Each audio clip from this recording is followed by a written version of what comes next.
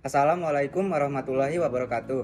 Halo semuanya, kalian udah pada tahu belum sih apa itu kanker dan bagaimana proses keganasannya? Sebelumnya, izinkan saya memperkenalkan diri. Nama saya Dodi Diaul Haq dan kelompok saya Skia Jainur Rahma, Faiza Anata Adila, Sylvia Dwi Putri, dan Tantika Najwa Andrea. Kalian penasaran kan? Langsung aja yuk kita bahas materinya.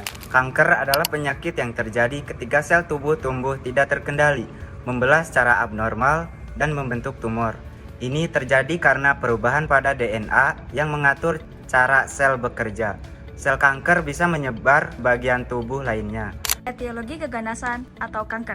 Kanker muncul ketika sistem imun dan mekanisme pertahanan tubuh gagal, yang disebabkan oleh interaksi kompleks antara pejanan karsinogen dan akumulasi mutasi genetik. Terdapat sekitar 100 gen yang terkait dengan kanker, termasuk onkogen yang merangsang pembelahan sel dan gen supresor tumor yang menghentikannya. Faktor-faktor penyebab kanker meliputi yang pertama, genetik. Yang kedua, virus. Yang ketiga, kegagalan imunosurveillance. Yang keempat, respons imun. 5. Kerusakan respon imun. Kanker dapat tumbuh dan berkembang ketika berbagai faktor ini merusak sistem imun, termasuk penuaan, penggunaan obat imunosupresif, stres ekstrim, infeksi virus, dan penyakit seperti AIDS. Selanjutnya, manifestasi klinis keganasan. Kanker bisa menyerang siapa saja dan gejalanya seringkali sulit dikenali. Apa saja sih gejala yang perlu diwaspadai? Yang pertama, keletihan. Kedua, kakeksia. Yang ketiga, nyeri. Yang keempat, anemia. Yang kelima, leukopenia dan trombositopenia. Yang keenam, infeksi. Klasifikasi keganasan. Jenis kanker memiliki ciri khasnya masing-masing. Mari kita bahas beberapa jenis kanker berdasarkan asalnya. Yang pertama, karsinoma. Karsinoma adalah kanker yang terjadi pada jaringan epitel, yaitu jaringan yang melapisi organ tubuh.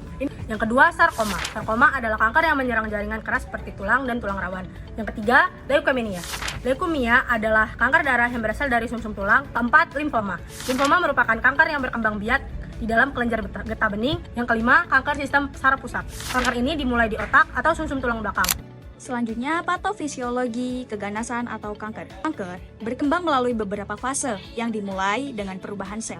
Yang pertama, fase persiapan. Yang kedua, fase pendahuluan. Yang ketiga, fase praklinis.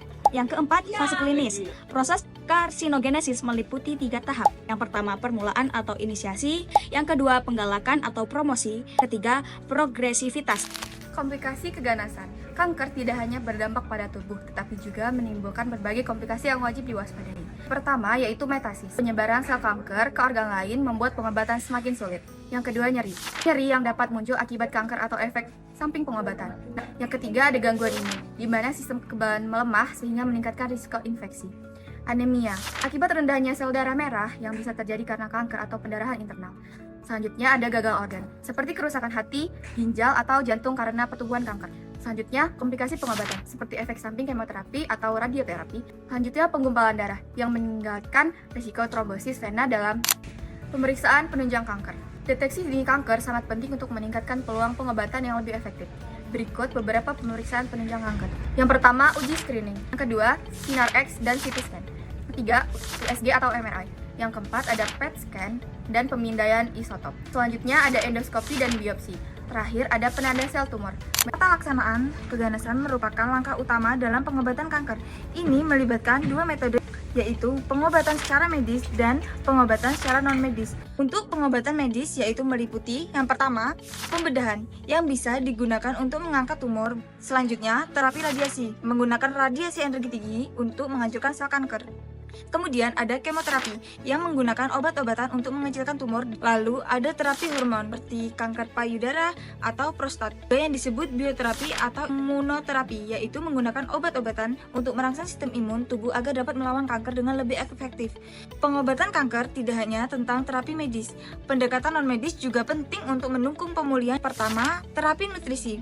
Salah satunya mengonsumsi makanan bergizi kaya antioksidan. Kedua, meditasi, meliputi yoga dan pernapasan dalam. Yang ketiga, akupuntur untuk meredakan rasa sakit dan mual. Yang keempat, ramuan herbal, campuran tanaman alami yang digunakan untuk menjaga kesehatan. Yang terakhir adalah perubahan gaya hidup, seperti olahraga ringan dan pola tidur yang baik berperan besar dalam pemulihan pasien kanker.